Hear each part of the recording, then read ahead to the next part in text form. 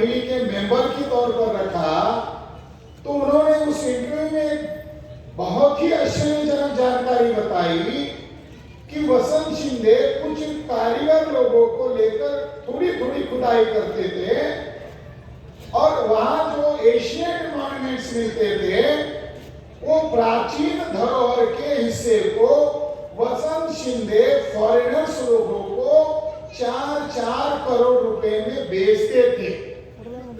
हम ये सोचने लगे थे कि डेक्कन कॉलेज का प्रोफेसर आरएसएस के जाल में कैसे पकड़ा गया, तो वसंत शिंदे के खिलाफ मुकदमा दर्ज हुआ हरियाणा में, और जब उसकी तहकीकात शुरू हुई तब तो कांग्रेस की सरकार थी, तो ब्राह्मण लोगों ने उसको ट्रैप में अटकाया और उसको वही कैद करने के लिए कहा, अगर तुम ये बात नहीं करते हो तो तुम्हें जिंदगी भर जेल में सड़ना पड़ेगा।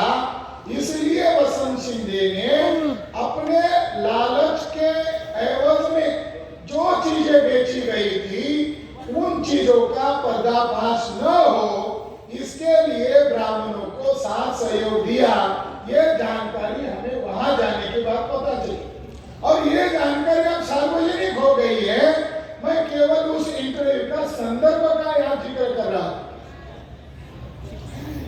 साथियों, डीएनए ने प्रमाणित कर दिया कि ब्राह्मण फॉरेनर्स है और उनका ओरिजिनल जो देश है वो वेस्ट यूरेशिया है और वो ईसा पूर्व 3300 में वहां से निकले थे और भारत में आते आते ईसा पूर्व 2000 से लेकर 1700 के बीच में वो यहाँ आए।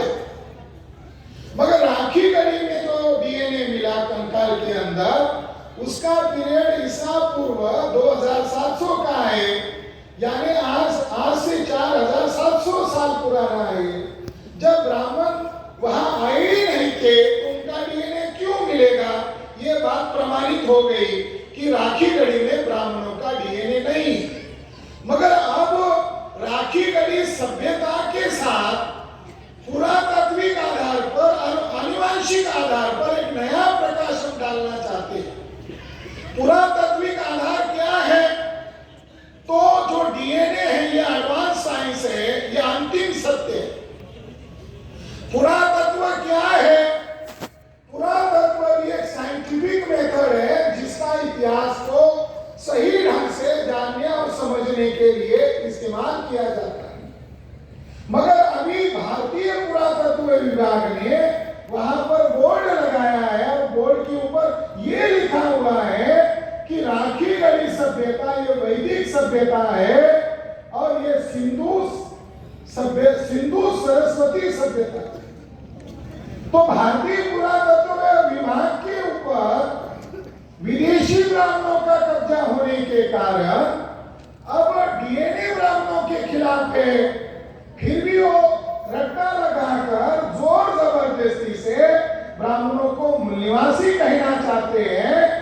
अब उसको मान्यता मिलनी चाहिए, मान्यता तो मिलते हुए दिखाई नहीं दे रही है, तो आप ये चिल्ला रहे हैं ये वैदिक सभ्यता है। अरे भाई, जब ब्राह्मण भारत में आए ही नहीं थे तो ब्राह्मणों की सभ्यता कहां से होगी?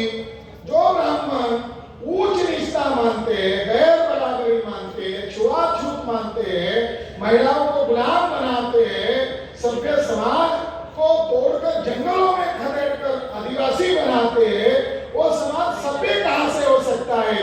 वो समाज तो दुनिया में एक नंबर का जंगली समाज है, जो गैर बराबरी को धर्म कहता है, जो उच्च निष्ठा को धर्म कहता है।